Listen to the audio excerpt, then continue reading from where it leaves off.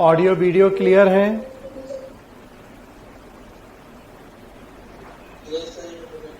जी, good afternoon.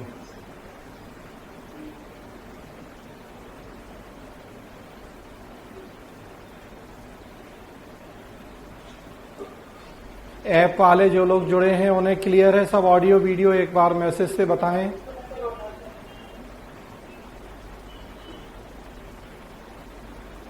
Okay,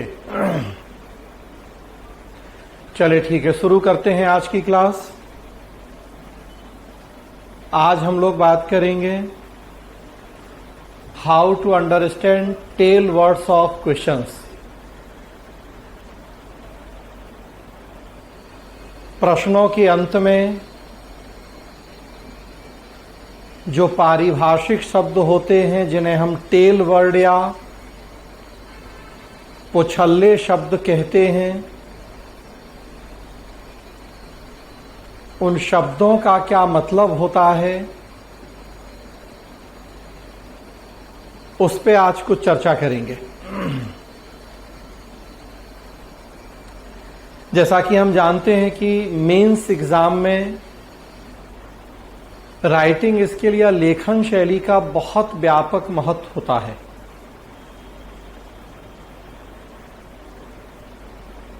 और एक अच्छा आंसर लिखने के लिए प्रश्न को समझना जरूरी है, एक आंसर फॉर्मेट बनाना जरूरी है, और तब फिर प्रश्न की डिमांड के अकॉर्डिंग सही समय और सही शब्दों में एक प्रॉपर आंसर लिखने की आवश्यकता होती है। जहां तक अंडरस्टैंड द क्वेश्चन या प्रश्न को समझने की बात है, तो हमें देखना होता है कि प्रश्न की डिमांड क्या है, प्रश्न में ऐसे कौन कौन से की वर्ड्स हैं जिनको ध्यान में रखते हुए हमें आंसर लिखना है,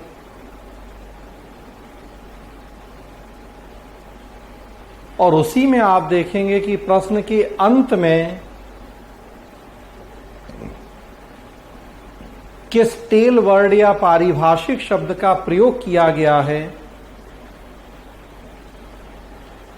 इसको भी ध्यान में रखना बहुत जरूरी होता है। ज्यादातर लोग ये काम नहीं करते हैं।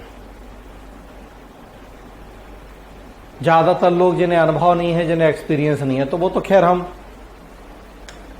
वैसे भी देख रहे हैं कि बिना एक्सपीरियंस वाले लोग, अनुभवहीन लोग तो बहुत अच्छी किस्मत,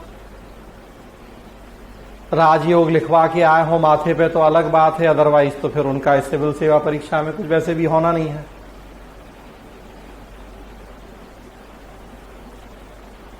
और जो अनुभवी लोग हैं, जिन्होंने आंसर लिखने की प्रैक्टिस करी है, तो स्वाभाविक सी बात है कि उन्हें यह बेहतर ढंग से पता है कि प्रश्न के अंत में जो टेल वर्ड है उसका बहुत महत्व होता है आपकी आंसर फॉर्मेटिंग और आंसर राइटिंग में। अगर व्याख्या कीजिए लिखा है तो आंसर अलग होगा, अगर कमेंट या टिप्पणी कीजिए लिखा है तो आंसर अलग होगा, अगर मूल्यांकन कीजिए एवेल्युएट लिखा है तो आंसर अलग होगा, अगर क्या आप सहमत हैं डू यू एग्री लिखा है तो आंसर अलग होगा, तो क्या स्टेटमेंट है प्रश्न का, और बाद में फिर क्या टेल वर्ड यूज किया गया है, इसको ध्यान में रखना बहुत जरूरी होता है। और अक्सर देखेंगे बहुत सारे लोग 2-2, 4-4 मेंस दे देते हैं, उसके बाद भी उन्हें ये अंतर ही पता नहीं होता कि व्याख्या और टिप्पणी में क्या अंतर है, या आलोचना में और मूल्यांकन में क्या अंतर है, कौन से शब्द समानार्थक हैं, कौन से शब्दों में अलग अलग अर्थ हैं, अलग अलग भाव हैं।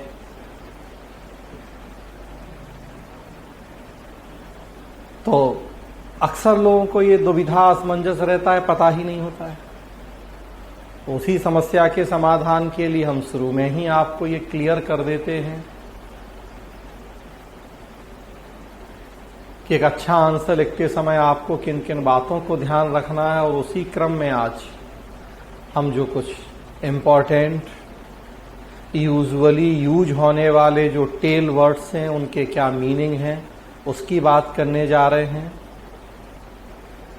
कौन से समानार्थक हैं उसमें टेल वर्ड जिनमें एक ही बात होती है, आंसर एक जैसा, और कौन से अलग अलग मीनिंग वाले टेल वर्ड हैं, तो हम वो देखेंगे। तो शुरुआत करते हैं। आज की क्लास का नाम यही है, how to understand tail words of questions. प्रश्न के अंत में दिए गए पारिभाषिक शब्दों को कैसे समझें।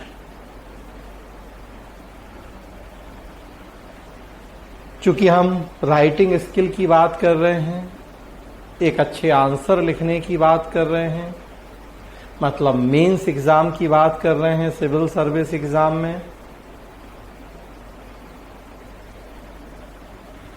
तो 2 लाइन में यहां सबसे पहले लिखा हुआ है कि सिविल सर्विस एग्जाम मेंस का क्या पर्पस होता है, मुख्य परीक्षा का उद्देश्य क्या होता है। पता होना चाहिए हमें भाई, जब तक हमें जो काम कर रहे हैं उसका पर्पस ही पता नहीं है कि हम वो काम क्यों कर रहे हैं, क्यों करवाया जा रहा है हमसे वो काम, क्या पर्पस सॉल्व होगा उससे, तो फिर स्वाभाविक सी बात है कि वो कमिटमेंट, वो डेडिकेशन कभी नहीं मिलेगा उस पर्पस को प्राप्त करने के लिए हम जो भी एफर्ट लगाएंगे उसमें। तो मुख्य परीक्षा का उद्देश्य देखिए आप, मुख्य परीक्षा का उद्देश्य किसी विद्यार्थी में इस बात का पता लगाना नहीं है कि उसके पास किसी विषय की कितनी ज्यादा जानकारियां हैं और उसकी स्मरण शक्ति कितनी अच्छी है। ये प्रीलिम्स में जांच होती है इन चीजों की कि आपने कितना रटा हुआ है, कितनी ज्यादा आपने इंफॉर्मेशन कलेक्ट करी है, क्योंकि प्री में ढेरों ऐसे प्रश्न होते हैं कि जिनमें जितना ज्यादा आपको इंफॉर्मेशन हो, जितना बिना डाउट के इंफॉर्मेशन हो, उतना आप अच्छा कर पाते हैं।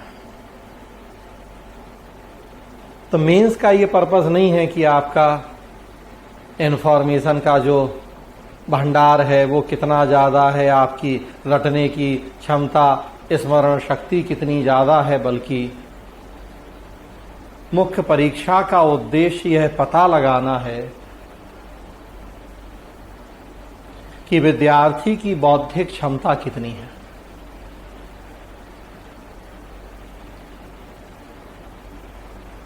और वह अपने विषय को कितनी गहराई से समझता है। बौद्धिक क्षमता कितनी है और वह विषय को कितनी गहराई से समझता है, इस बात की जांच करनी है। स्वाभाविक सी बात है, जो 200, 250, 300 शब्द में एग्जाम हॉल में आप आंसर लिखेंगे, उसी से जांच होगी इस बात की कि आप की इंटेलेक्चुअल पावर कितनी है, आपको अपने सब्जेक्ट में कितनी डेप्थ नॉलेज है। और इस बात की जांच में वो जो टेल वर्ड हैं उनकी भूमिका निस्संदेह बहुत महत्वपूर्ण होने वाली है। अगर टिप्पणी कीजिए, व्याख्या कीजिए पे आपने ध्यान ही नहीं दिया तो स्वाभाविक सी बात है आप क्वेश्चन की डिमांड के अकॉर्डिंग आंसर नहीं लिखेंगे। मतलब सिद्ध यही होगा, निष्कर्ष यही निकलेगा कि आपको अपने सब्जेक्ट की बेटर नॉलेज नहीं है। भले आपको नॉलेज थी सब्जेक्ट की, लेकिन आपने उस टेल वर्ड पे ध्यान नहीं दिया। लेकिन अब वो आपने क्या किया नहीं किया, एग्जामिनर को तो आपकी कॉपी को देख के जज करना है, और कॉपी देखने के बाद तो यही लग रहा है कि नहीं, से तो सब्जेक्ट की ही नॉलेज नहीं है।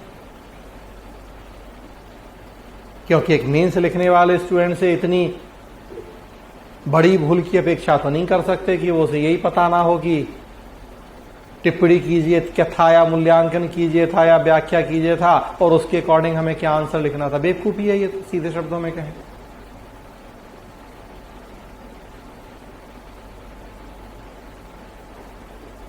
तो बड़ी महत्वपूर्ण भूमिका होगी इन टेल वर्ड्स की।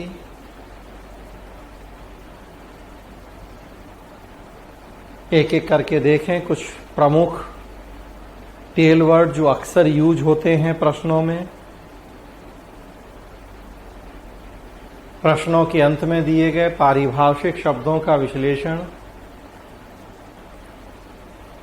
सबसे पहला है व्याख्या कीजिए, एक्सप्लेन, लेकिन बहुत सारे उसके पर्यायवाची हैं।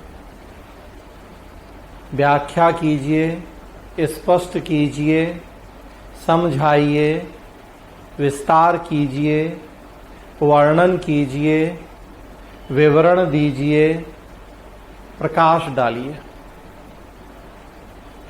इन सबका मतलब एक ही है। हिंदी ज्यादा रिच लैंग्वेज है शब्दावली के मामले में। अक्सर व्हाट्सएप पे आप देखते हैं इस तरह के कुछ मैसेज। अंग्रेजी में एक ही शब्द है पैर के लिए, लेग या स्टेप, और हिंदी में देखे 20 शब्द। कहीं पड़ जाए तो पैर, कोई मार दे तो लात, और चरण और क्या क्या तो पाद और क्या क्या। तो भाई ये तो जग जाहिर सी बात है कि हिंदी जितनी समृद्ध भाषा है शब्दावली के मामले में, अंग्रेजी नहीं है उतनी। तो हिंदी में अगर 10 शब्द हैं तो अंग्रेजी में 1 या 2 शब्द ही हैं उसके। तो अंग्रेजी में एक्सप्लेन, डिस्क्राइब, डिस्कस, और हिंदी में कई सारे आप देख रहे हैं। व्याख्या कीजिए, स्पष्ट कीजिए, समझाइए, विस्तार दीजिए, वर्णन कीजिए, विवरण दीजिए, प्रकाश डालिए।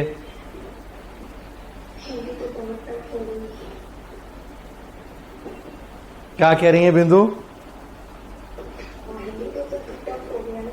हिंदी टफ हो गई, तो इसीलिए तो हम दोनों बता रहे हैं आपको।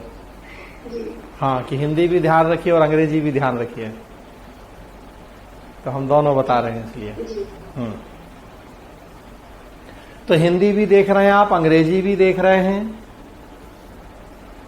क्या मतलब है इसका? अगर प्रश्न में ये लिखा हो, इनमें से कुछ भी लिखा हो, तो आपको क्या करना है उस प्रश्न में? तो देखिए, व्याख्या भी लिखी है मैंने कि प्रश्न में उल्लिखित कथन या विचार का सरलीकरण करना। बस एक सिंपल वे में आपको वो जो दिया गया कथन या विचार है उसे डिटेल कर देना है, जितने शब्दों में आपसे कहा गया है। 2 लाइन में कोई स्टेटमेंट लिखा है और उसे अगर आपको 200 शब्द में कहा गया है डिस्कस करने के लिए, तो बस सिंपल वर्ड्स में उन 2 लाइनों को आपको 20 लाइन में बढ़ा देना है। तो प्रश्न में उल्लिखित कथन या विचार का सरलीकरण करना, जो कि संभवतः कठिन प्रतीत होता है। 1-2 लाइन का स्टेटमेंट है, स्वाभाविक सी बात है, वो तो बहुत कंसाइज, बहुत कॉम्पैक्ट है। अब लेकिन वो 2 लाइनों का क्या मतलब, क्या सार है, वो आपको 20 लाइन में करना है। तो बस उसको सिंपल लैंग्वेज में डिटेल कर देना है आपको, ताकि एक सामान्य व्यक्ति भी समझ जाए कि अच्छा, उन 2 लाइनों का ये मतलब था। तो व्याख्या कीजिए, स्पष्ट कीजिए। अर्थात व्याख्या के अंतर्गत सरल एवं सहज तरीके से कथन को समझाना या कथन के बारे में कुछ इस तरीके से लिखना ताकि उसका अर्थ स्पष्ट हो जाए। जो मैंने कहा कि 2 लाइन में लिखी बातों को क्लियर करना है, तो उसे 20 लाइन में डिटेल कर दें, या जितने में भी आपसे कहा गया है करने के लिए उतने में आप कर दें।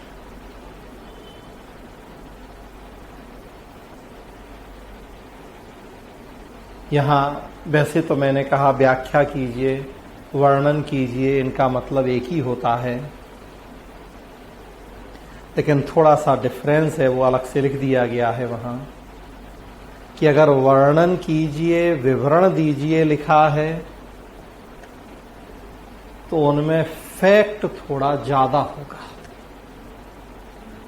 तो ये बात ध्यान रखना है आपको कि जब वर्णन या विवरण लिखा हो तो फैक्ट थोड़ा बढ़ाना है, और व्याख्या या स्पष्ट या बाकी लिखे हैं तो कंपैरेटिवली फैक्ट थोड़ा कम होगा, कॉन्सेप्ट ज्यादा।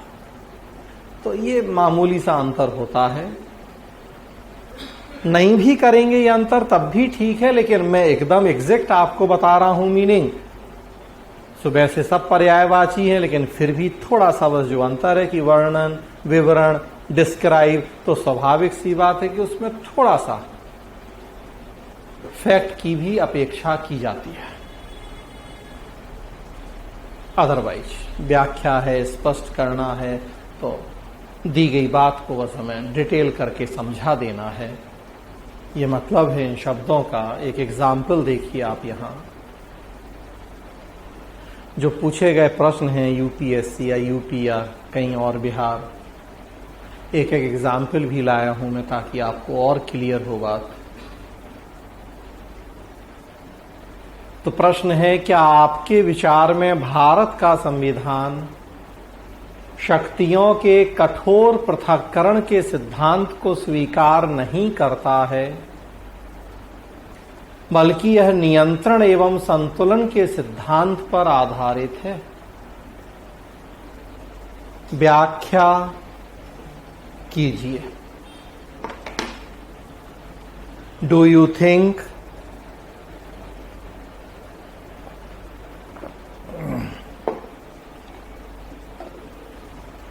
that Constitution of India does not accept principle of strict separation of powers, rather it is based on the principle of check and balance? Explain. 150 words में यूपीएससी 2019 में पूछा गया प्रश्न है, जीएस पॉलिटी में पूछा गया प्रश्न है। तो देखिए आप यहां व्याख्या कीजिए, एक्सप्लेन है। तो जो पीछे मैंने बताया आपको कि ये लगभग 2 लाइनें लिखी हैं, लगभग 20 शब्द लिखे हैं, ये हमें इन्हें लगभग 8 टाइम्स बढ़ाना है, 150 शब्द करना है।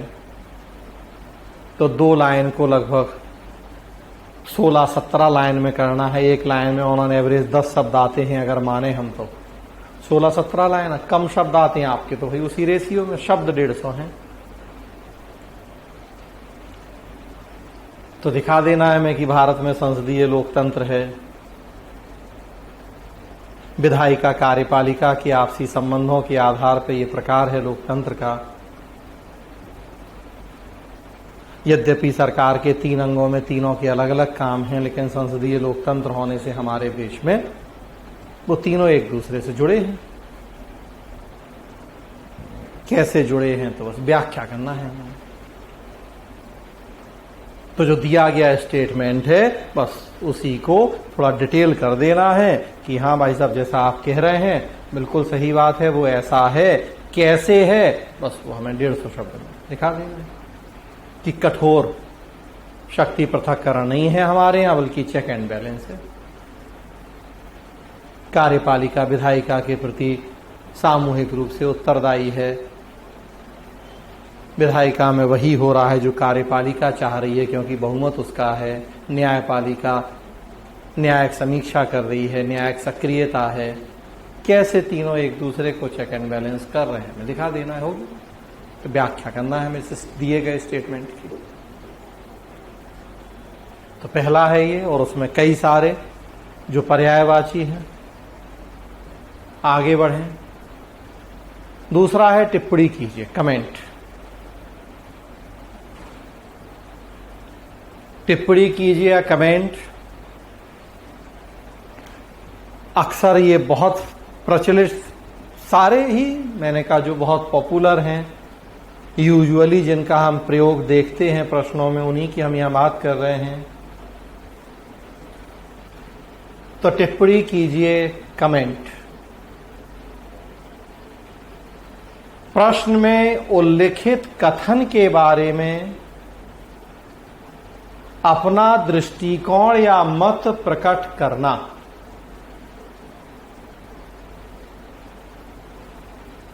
अपना दृष्टिकोण या मत, अब अंतर देखिए, पीछे वाले में हमें अपना दृष्टिकोण या मत नहीं देना था, बस जो स्टेटमेंट दिया गया है उसको डिटेल कर देना था, लेकिन इसमें हमें अपना मत देना है दिए गए स्टेटमेंट के बारे में।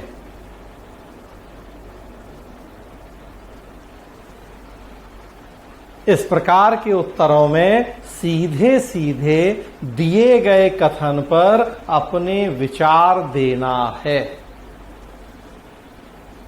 ये विचार कथन से मेल खाते हुए हो सकते हैं, पहली बात, या विरोध में भी हो सकते हैं, दूसरी बात, या फिर एक बीच का रास्ता भी चुना जा सकता है, तीसरी बात। मतलब 3 ऑप्शन हैं टिप्पणी वाले प्रश्नों का आंसर लिखने के लिए, तीनों सही हैं। हमें अपने विचार देने होते हैं कमेंट में। तो दिए गए स्टेटमेंट के फेवर में लिख सकते हैं हम, अगेंस्ट में लिख सकते हैं हम, और या मिडिल पाथ, बीच का रास्ता भी चुना जा सकता है।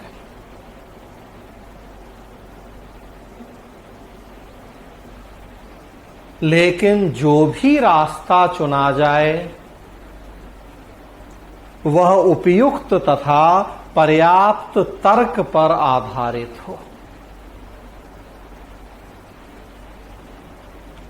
जो भी रास्ता चुने वह उपयुक्त तथा पर्याप्त तर्क पर आधारित हो।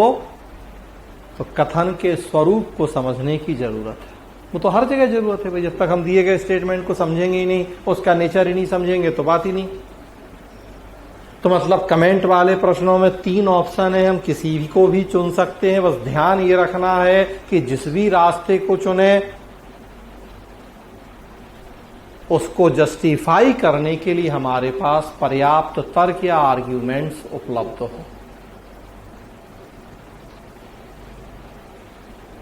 पिछला वाला ही प्रश्न अगर हम व्याख्या की जगह टिप्पणी कर दें उसमें,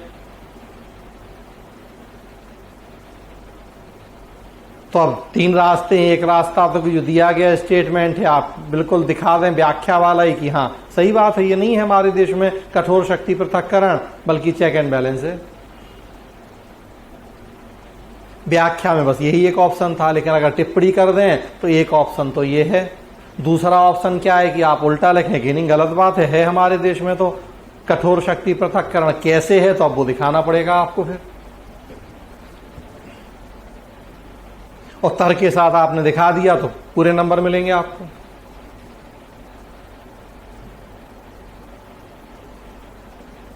और यह तीसरा विकल्प है कि आप दोनों साइड लें, पहले ये दिखाएं कि शक्तियों का कठोर पृथक्करण नहीं है, फिर ये दिखाएं कि है, या पहले दिखाएं कि है शक्ति का कठोर पृथक्करण, फिर दिखाएं कि नहीं है, और तब कंक्लूड करें एक बीच का रास्ता, मिडिल पाथ। 3 तरह से आंसर लिख सकते हैं आप कमेंट वाले प्रश्न का, और तीनों सही होगा, बस तर्क के साथ लिखना होगा।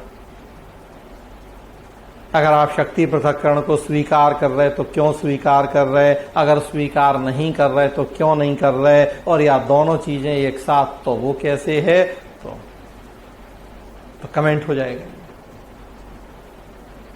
कमेंट में ऑप्शन ज्यादा है आपके पास व्याख्या की तुलना में। 3 विकल्प हैं, जो मर्जी आप कीजिए। वही तो बता रहे कि 3 रास्ते हैं। आप दिए गए कथन के पक्ष में लिख सकते हैं, आप दिए गए कथन के विपक्ष में लिख सकते हैं, और या आप दोनों कर सकते हैं, जो आपकी मर्जी हो। बस तर्क के साथ करें जो भी करें, तीनों में आपको नंबर पर्याप्त मिलेंगे। बस तर्क के साथ आप अपनी बात रखेंगे तो। प्रश्न है दूसरा प्रश्न कर दिया हमने यहां कि ताकि आप कुछ और प्रश्नों को भी समझ जाएं। स्थानीय स्वशासन की संस्थाओं में महिलाओं के लिए सीटों के आरक्षण का भारत के राजनीतिक प्रक्रम के पितृतंत्रात्मक अभिलक्षण पर एक सीमित प्रभाव पड़ा है। टिप्पणी कीजिए। The reservation of seats for women in the institutions of local self-government has had a limited impact on the patriarchal character of the Indian political process. Comment. 250 शब्द में आंसर लिखना है। ये भी यूपीएससी 2019 में पूछा गया प्रश्न है।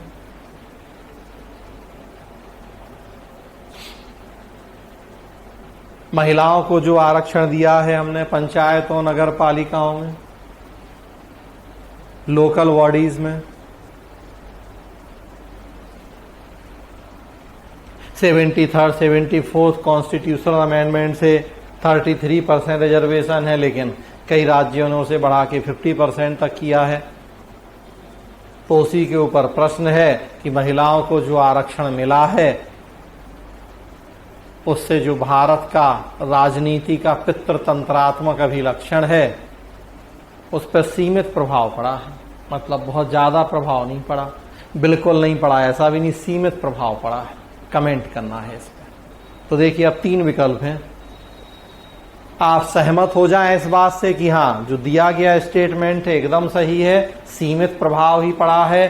कैसे? तर्क के साथ दिखाना है आपको। नाम के लिए चुनी जा रही हैं महिलाएं, पंच सरपंच कामकाज संभाल रहे हैं, एसपी या सरपंच पति या और जो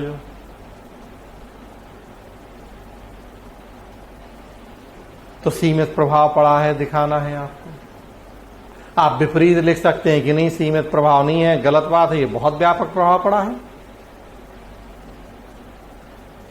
बढ़ चढ़ के महिलाएं राजनीति में हिस्सा ले रही हैं, खुद आगे आके डिसीजन ले रही हैं, कोई उनके कामों में पुरुषों का हस्तक्षेप नहीं है। लेकिन अब अगर ऐसी बात लिखेंगे तो तर्क होना चाहिए, कुछ केस स्टडी, कुछ ऐसे एग्जाम्पल होना चाहिए कि हाँ जो आप कह रहे हो वो सही कह रहे हो। तो आप एकदम विपरीत भी लिख सकते हैं कि नहीं हम इस बात से सहमत नहीं है कि सीमित प्रभाव पड़ा है, बहुत व्यापक प्रभाव पड़ा है। तो आप उल्टा भी लिख सकते हैं। और या एक बीच का रास्ता भी कि कुछ क्षेत्रों में बड़ा अच्छा प्रभाव पड़ा है, कुछ क्षेत्रों में अभी भी दिक्कतें हैं, तो एक बीच का रास्ता भी चुन सकते हैं। राज्यों के हिसाब से भी दिखा सकते हैं, क्षेत्र के हिसाब से भी दिखा सकते हैं, जो भी। तो मतलब आप एक बीच का रास्ता भी कि कुछ मामलों में अच्छा प्रभाव है, कुछ मामलों में उतना अच्छा प्रभाव नहीं है। तो 3 रास्ते हैं आपके पास, कुछ भी चुन सकते हैं आप। बार बार कह रहा हूं, टिप्पणी का मतलब ही होता है आपके अपने विचार।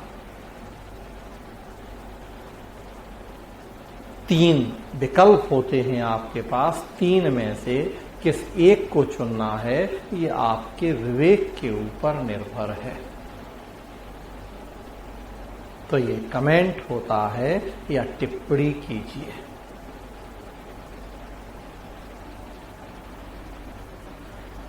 अगला, क्या आप सहमत हैं? Do you agree?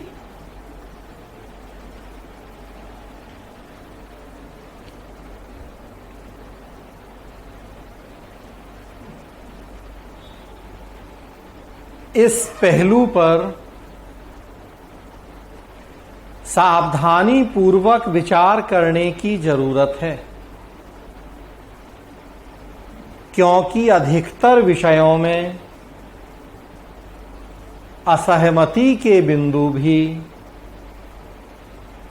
दर्शाने होते हैं। तो प्रश्न में लिखा है डू यू एग्री, क्या आप सहमत हैं तो अगेन देखिए, पूछ रहा है आपसे कि क्या आप सहमत हैं, तो जरूरी नहीं है कि आप सहमत हो, आप असहमत भी हो सकते हैं।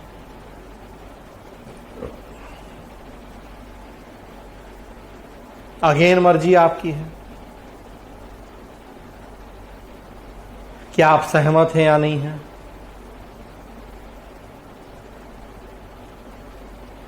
यहां जनरली हम दोनों चीजें दिखाते हैं। जनरली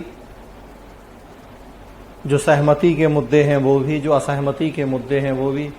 भारत का लोकतंत्र खतरे में है, क्या आप सहमत हैं? संविधान खतरे में है, क्या आप सहमत हैं? इंटरव्यू में पूछा जाएगा तो नहीं, बिल्कुल सहमत नहीं है। मेंस में होगा तो निष्कर्ष वहां भी यही रहेगा कि नहीं, सहमत नहीं है, लेकिन बीच में थोड़ा सा दिखा सकते हैं कि यहां किन वजहों से ऐसे आरोप लग रहे हैं। अंतिम लाइन तो यही होगी कि नहीं, हम बिल्कुल सहमत नहीं हैं। अगर उस तरह के प्रश्न है कि संविधान खतरे में है कि लोकतंत्र खतरे में है, तो डू यू एग्री, इसका ये बिल्कुल मतलब नहीं है कि आप एग्री हो ही, आप डिसएग्री भी कर सकते हैं दिए गए स्टेटमेंट से, बल्कि करना होता है, दोनों एंगल दिखाने होते हैं, सहमति भी असहमति भी। एक प्रश्न है आपके सामने स्क्रीन पे। यह कहा जाता है कि हाल के वर्षों में भारतीय संसद की छवि और प्रभाव में भारी गिरावट आई है। आप इस विचार से कहां तक सहमत हैं?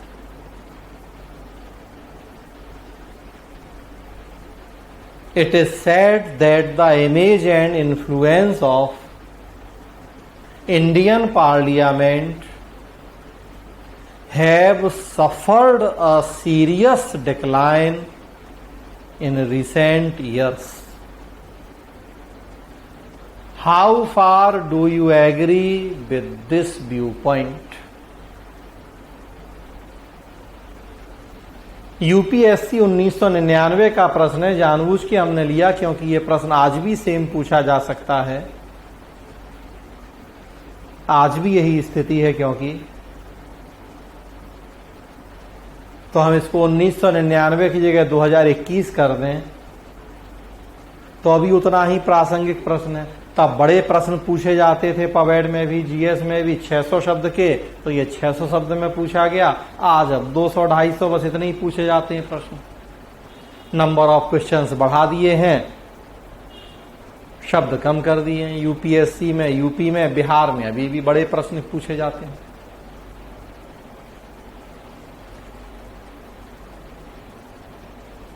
तो देखिए आप, संसद की छवि में गिरावट आई है, और फिर है कि क्या आप सहमत हैं इस बात से। अब दोनों चीजें दिखानी है यहां। सहमत हैं कैसे, सहमत नहीं हैं कैसे, और तब कंक्लूजन। सहमत हैं तो भाई हमने कहा आज के लिए भी उपयोगी और प्रासंगिक प्रश्न है। तो आप देख रहे हैं अभी रिसेंट हुआ है मानसून सत्र, कितना कामकाज, कितनी बैठकें, मुश्किल से 20% के आसपास काम हुआ जो तय शेड्यूल था, प्रोग्राम था उसका। कभी पैगासस, कभी किसान, कभी कुछ 3-4 मुद्दे बस पकड़ के विपक्ष, और पूरा सत्र हंगामा, वाद विवाद इसी की बलि चढ़ गया।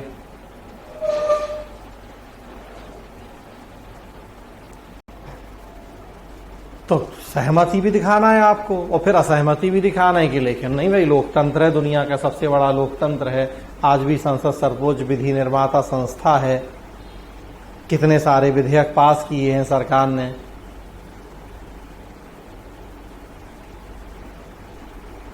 सरकार के ऊपर कंट्रोल करने में संसद बड़ी महत्वपूर्ण भूमिका निभा रही है।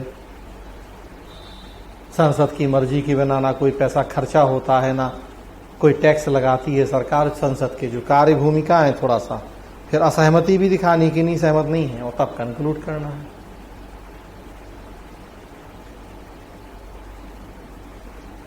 तब इस तरह के प्रश्न जहां क्या आप सहमत हैं लिखा है, डू यू एग्री, तो ध्यान रखिए कि एग्री भी दिखाना है, डिसएग्री भी दिखाना है और तब कंक्लूड करना है। कंक्लूजन मिला जुला होगा और या क्या स्टेटमेंट है उसके अकॉर्डिंग लोकतंत्र खतरे में है, संविधान खतरे में है, इस तरह का स्टेटमेंट है, तब तो आपको एकदम विपक्ष में ही लिखना है कि नहीं। लेकिन अब ये प्रश्न है तो इसको हम पूरी तरह से झुटला नहीं सकते कि संसद की छवि में कुछ गिरावट आ रही है, तो यहाँ बीच का रास्ता कि हाँ हाल फिलहाल कुछ दिक्कतें दिखाई दे रही हैं। उम्मीद है विभिन्न राजनीतिक दलों से कि इनका जल्दी से समाधान करें वो, ताकि बेहतर ढंग से संसद और अच्छे तरीके से अपनी भूमिका निभा सके।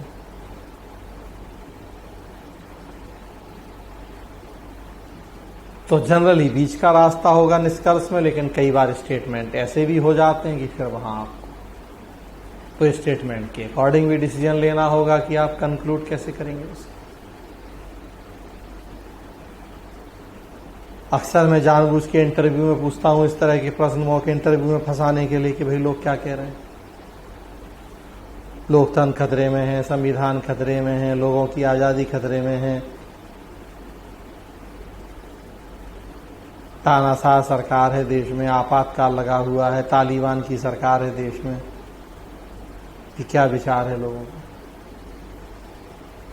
स्वाभाविक सी बात है, कई तो हैं जो कि बीजेपी और मोदी के विरोधी हैं, तो वो बोल देते हैं कि हाँ, लेकिन अब यहाँ नहीं बोलना है, क्योंकि भाई अभी तो जिसकी सरकार है आपको उसी का गुणगान करना है, व्यक्तिगत जो भी आपकी भावनाएं हों। तो वो फिर स्टेटमेंट क्या है उसके ऊपर भी डिपेंड होता है कि आपको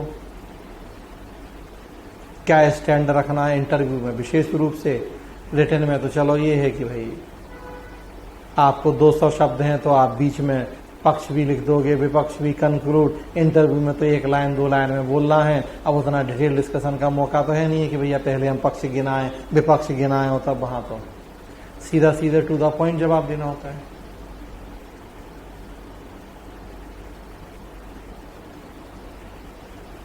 तो क्या आप सहमत हो जाएगा ये? अगला देखिए, विश्लेषण कीजिए, एनालाइज।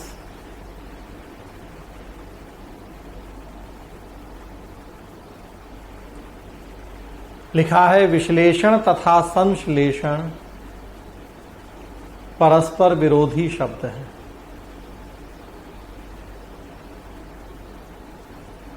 जहां संश्लेषण का अर्थ बिखरी हुई चीजों को जोड़कर एक करना है, मिला दें तो संश्लेषण। वहीं विश्लेषण का अर्थ होता है किसी एक विचार या कथन को सरल से सरल हिस्सों में विभाजित करना, चीर फाड़ करना, सीधे शब्दों में कहा जाए तो दिए गए कथन की चीर फाड़, पोस्टमार्टम करना, एनालाइज, विश्लेषण। संश्लेषण मतलब अलग अलग हिस्सों को जोड़ देना, और विश्लेषण मतलब जुड़े हुए को अलग अलग हिस्सों टुकड़ों में तोड़ देना।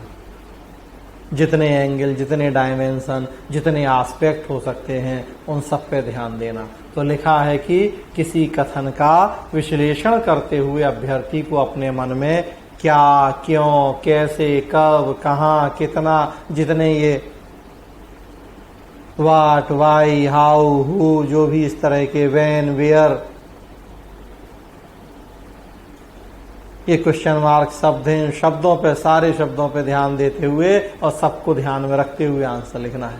जो स्टेटमेंट दिया गया है तो क्या, क्यों, कब, कैसे, जितना ज्यादा से ज्यादा आप चीर फाड़ कर सकें। पोस्टमार्टम वो होता है विश्लेषण, एनालाइज करना दिए गए स्टेटमेंट के बारे में। ज्यादा से ज्यादा डायमेंशन, ज्यादा से ज्यादा एस्पेक्ट, एंगल, उन सब पे ध्यान देना होता है।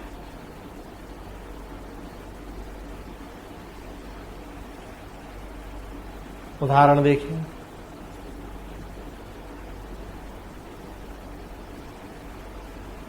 प्रश्न है राज्य सूची को आवंटित प्रत्येक विषय पर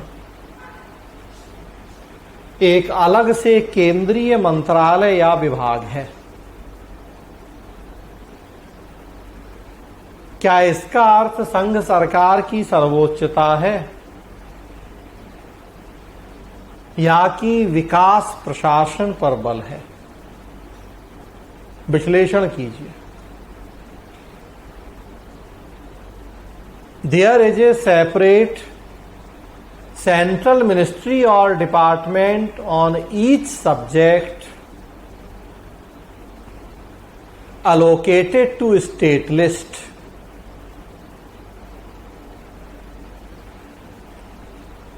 Does it mean supremacy of the union government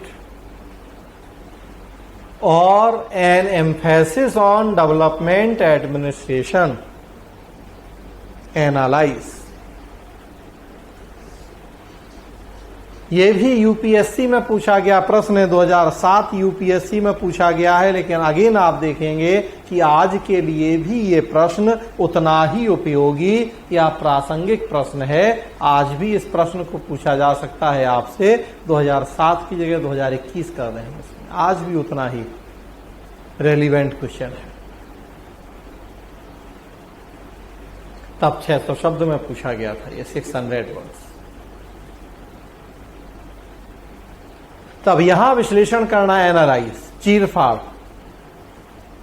कब, क्या, क्यों, कैसे, कितना, कहां, सब।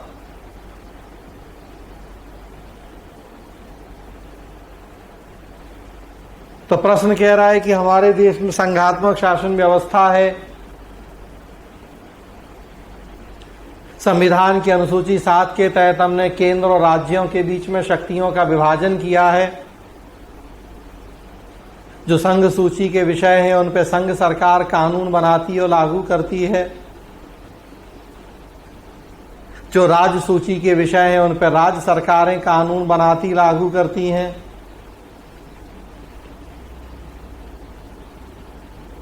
समवर्ती सूची के विषयों पे कानून दोनों बना सकते हैं, प्राथमिकता केंद्र को होती है, लागू राज्य करते हैं। ये एक सामान्य संवैधानिक व्यवस्था है हमारे देश में, जो संघात्मक शासन, फेडरल डेमोक्रेसी अपनाई है हमने उसके तहत।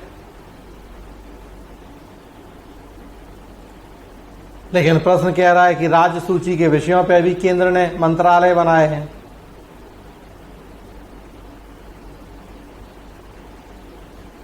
आजकल सबसे चर्चित स्वास्थ्य मंत्रालय विषय राज्य सूची का मंत्रालय केंद्र में है। सारे एसओपी, डायरेक्शन, महामारी एक्ट और जो वैक्सीन और सब तो देखे वो केंद्र का मंत्रालय कर रहा है वैसे हेल्थ स्टेट लिस्ट का सब्जेक्ट। रूरल डेवलपमेंट, पंचायती राज, ज्यादातर आप ऐसे देखेंगे, पुलिस, राज्य सूची के विषय मंत्रालय केंद्र में बने हैं उनके। क्यों ऐसा?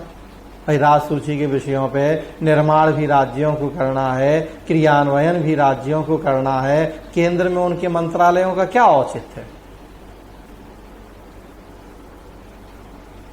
तो अब यहां आपको सब दिखाना है, कितने कुछ उदाहरण, कौन कौन से ऐसे विषय हैं, मंत्रालय हैं, जो विषय राज्य सूची के हैं, मंत्रालय केंद्र में हैं, कब बने हैं वो मंत्रालय,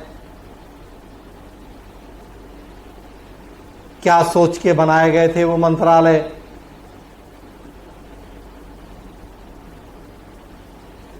तब चीरफाड़ करनी है पोस्टमार्टम हमने कहा। और फिर ये है प्रश्न में कि ऐसा क्यों किया गया है, ये विकास प्रशासन पे जोर है और या संघ सरकार की सर्वोच्चता है। दोनों चीजें दिखानी है आपको कि संघ सरकार की सर्वोच्चता है कैसे, विकास प्रशासन पर बल है कैसे, और फिर कंक्लूड करना है। भाई हमारे देश में आर्टिकल 1 में आप देखें यूनियन मॉडल ऑफ गवर्नमेंट है, संघात्मक शासन के यूनियन मॉडल को अपनाया है, जिसमें राज्यों की तुलना में केंद्र ज्यादा ताकतवर होता है। तो वो बात भी सही है कि हाँ केंद्र सरकार तो सर्वोच्च है ही हमारे देश में, यूनियन मॉडल। लेकिन ये भी दिखाना है कि विकास प्रशासन की भी जरूरत है। अब स्वास्थ्य हम छोड़ दें राज्यों के ऊपर, छोड़ दिया वैक्सीन को महीना भर हमने, आ गई सबकी अकल में वो समझ में।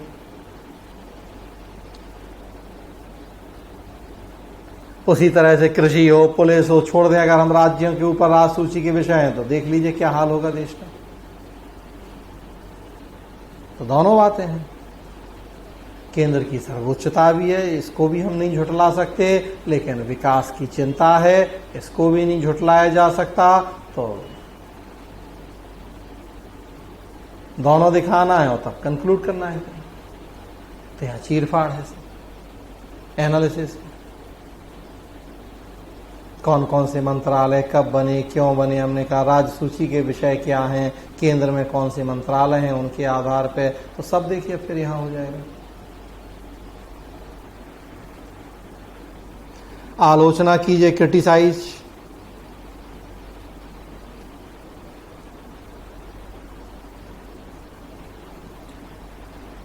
इसका सीधा तात्पर्य है छिद्रान्वेषण करना, मतलब छोटी छोटी चीजों पर ध्यान देना।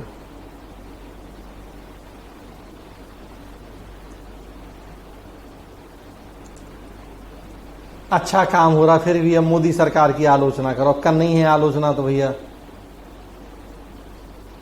पिछले 7 साल के कामों की आलोचना करो। कुछ नहीं है आलोचना के लिए, फिर भी अब कुछ तो चाहिए है।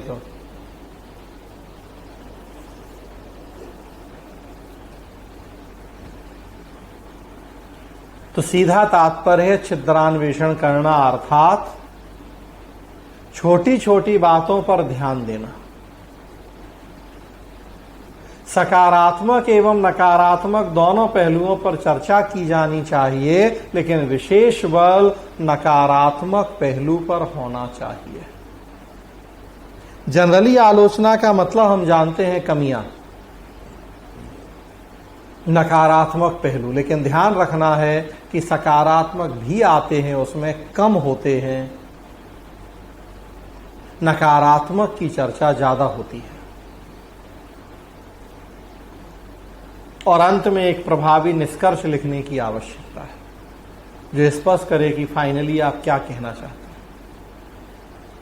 तो नकारात्मक पहलू, कमियों पे फोकस ज्यादा करना होता है, आसान है।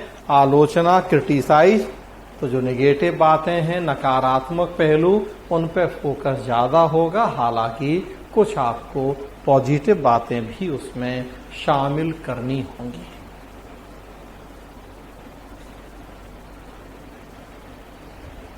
आलोचनात्मक व्याख्या है, बात वही है, आलोचना या आलोचनात्मक व्याख्या, तो आलोचना प्लस व्याख्या हो जाएगा। तो आलोचना तो है ही, साथ में व्याख्या भी है। संघ तथा राज्यों के बीच विधायी, प्रशासनिक एवं वित्तीय संबंधों की आलोचनात्मक व्याख्या कीजिए। Critically examine the legislative, administrative and financial relations between union and states. 56 BPSC में पूछा गया प्रश्न है।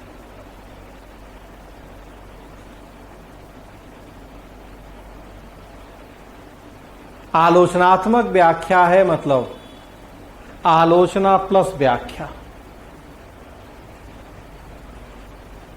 हालांकि अंग्रेजी देखेंगे आप तो क्रिटिकली एग्जामिन है, मतलब आलोचनात्मक परीक्षण होना चाहिए, लेकिन हिंदी में लिखा है आलोचनात्मक व्याख्या। अभी हम आलोचनात्मक व्याख्या माने, वैसे तो अंग्रेजी का माना जाता है फिलहाल, लेकिन हम उसे आलोचनात्मक व्याख्या माने। आलोचना प्लस व्याख्या, व्याख्या का मतलब आप पीछे देख रहे हैं। सो दिए गए स्टेटमेंट को पहले हमें डिस्कस करना है, उसकी व्याख्या करनी है कि केंद्र राज्य विधायी संबंध क्या है, कार्यकारी संबंध क्या है, वित्तीय संबंध क्या है, और फिर है आलोचना, मतलब कुछ सकारात्मक बातें दिखानी है कि जो ये संबंध है हमारे देश में, केंद्र राज्य संबंध, क्या अच्छी बातें हैं, और फिर हमें कुछ कमियां दिखानी है, नकारात्मक बातें, आलोचनाएं करनी है, और सकारात्मक की तुलना में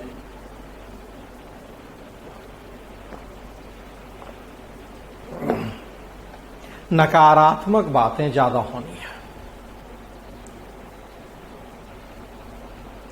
तो आलोचना प्लस व्याख्या होता है ये। या केवल आलोचना होता है?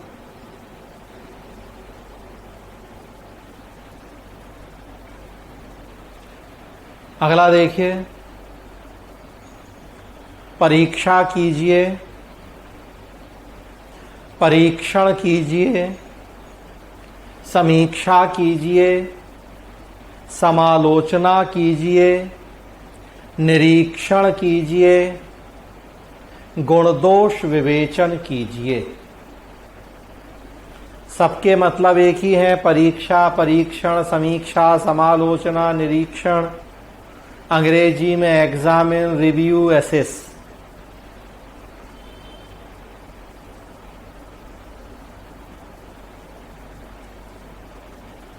ऐसे प्रश्न उम्मीदवार से किसी तथ्य या कथन की अच्छाइयों और बुराइयों की गहरी समझ की अपेक्षा करते हैं। इन प्रश्नों में अच्छे और बुरे पक्षों का अनुपात लगभग बराबर रखा जाए। देख लीजिए आलोचना से अंतर क्या होगा। आलोचना में नेगेटिव ज्यादा होगा, इसमें नेगेटिव पॉजिटिव लगभग बराबर होगा, 50-50 लिखा भी है। जबकि आलोचना वाले प्रश्नों में नकारात्मक पक्षों का अनुपात कुछ बढ़ा दिया जाता है, अर्थात 70 से 75% तक। आलोचना है तो 25% पॉजिटिव, 75% नेगेटिव। और परीक्षा है, समालोचना है, परीक्षण है तो 50-50, 50 पॉजिटिव, 50 नेगेटिव। बस यही रेशियो अंतर हो जाता है। एफ.डब्ल्यू. टेलर के वैज्ञानिक प्रबंध सिद्धांत का परीक्षण कीजिए, समालोचना कीजिए तो 50% पॉजिटिव, 50% नेगेटिव। आलोचना कीजिए तो पॉजिटिव 25%, नेगेटिव 75%। बस यही रेशियो का अंतर हो जाएगा।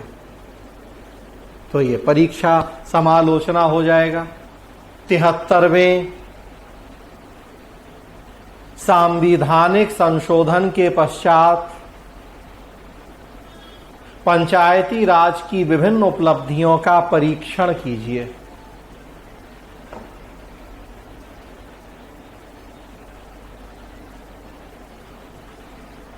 Examine the various achievements of Panchayati Raj after 73rd Constitutional Amendment.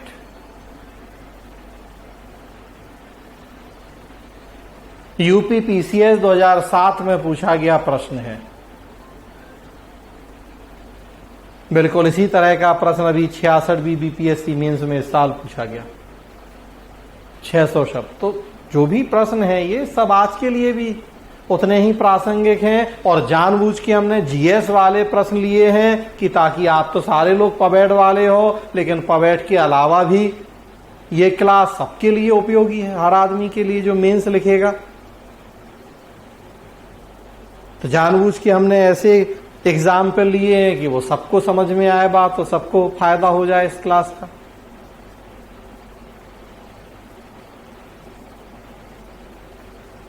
तो अब यहां परीक्षण करना है हमें, एग्जामिन है, मतलब सकारात्मक भी नकारात्मक ही हो, बराबर बराबर। चूंकि 600 शब्द में है तो स्वाभाविक सी बात है, पहले तो ये दिखाना है कि 73वां संशोधन क्या है, और देन फिर हमें पॉजिटिव नेगेटिव दोनों चीजें, और बराबर बराबर पॉजिटिव नेगेटिव।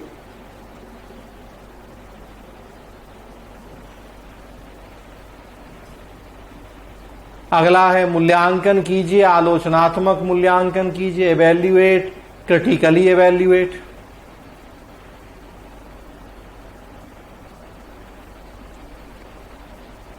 मूल्यांकन का अर्थ है किसी कथन या वस्तु के मूल्य का अंकन करना। संधि विच्छेद करें, मूल्य प्लस अंकन बराबर मूल्यांकन। किसी कथन या वस्तु के मूल्य का अंकन या निर्धारण करना। ऐसे प्रश्नों में अभ्यर्थी से अपेक्षा होती है कि वह पूछे गए विषय का सार्वकालिक या वर्तमान महत्व रेखांकित करे। दूसरे शब्दों में कहें तो हमें प्रासंगिकता दिखानी है। जो दिया गया कथन है उसका जो मूल्य है आज के समय में, उसका मूल्य, उसकी वैल्यू क्या है, उसके मूल्य का अंकन करना है। उसकी कमियां भी बताई जा सकती हैं और अंत में स्पष्ट करना है कि उस कथन या वस्तु की समग्र उपयोगिता कितनी है। F.W. टेलर के वैज्ञानिक प्रबंध सिद्धांत का वर्तमान समय में मूल्यांकन, या वर्तमान समय नहीं भी लिखा है, मूल्यांकन कीजिए। तो परीक्षण में जहां ओवरऑल हम पॉजिटिव नेगेटिव दिखाते हैं, वहीं मूल्यांकन में हमें वर्तमान एग्जाम्पल्स, वर्तमान से जोड़ते हुए, एक तरह से कहा जाए, हमें उसके महत्व, उसके प्रासंगिकता की चर्चा करनी होती है।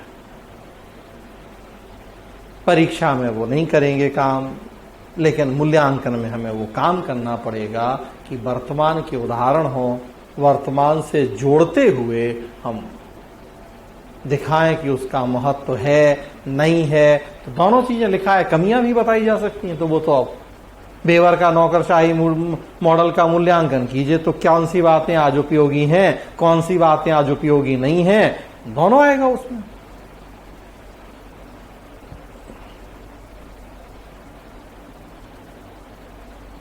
भारत में आम चुनाव में मतदाता निरीक्षण, पेपर ऑडिट ट्रायल, वीवीपैट के प्रयोग का मूल्यांकन कीजिए। तब यहां मूल्यांकन करना है हमें। वर्तमान समय में उपयोगिता या महत्व दिखाना है वीवीपैट का। Evaluate the use of VVPAT in the general election of India.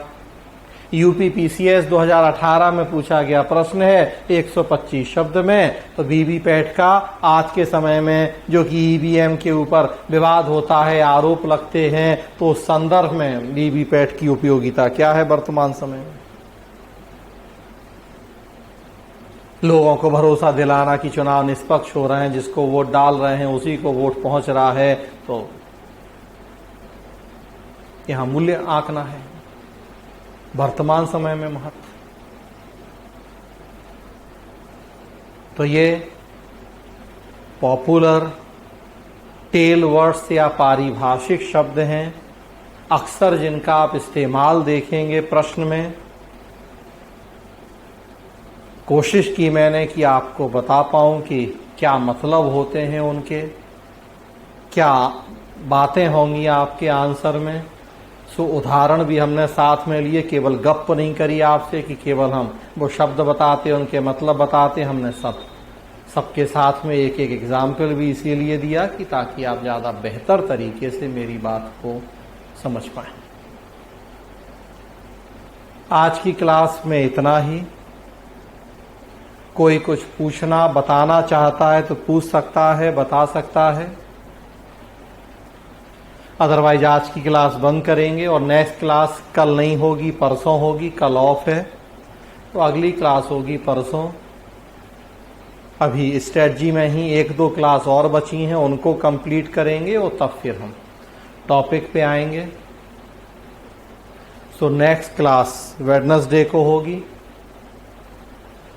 Strategy class ही चलेंगी, 1 या 2 और करेंगे अभी स्ट्रेटजी क्लास। और 1-2 इशूज हैं जो मैं चाहता हूं कि आप शुरू में ही जान जाएं वो सारी बातें, और तब फिर हम टॉपिक शुरू करें।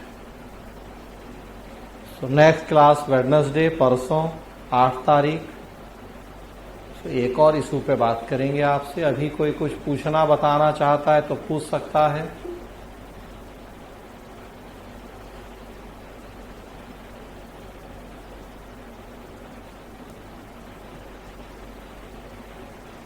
कुछ नहीं पूछना है तो चलिए ठीक है, फिर आज यहीं रोक रहे हैं। आप लोग मीटिंग छोड़ सकते हैं। धन्यवाद।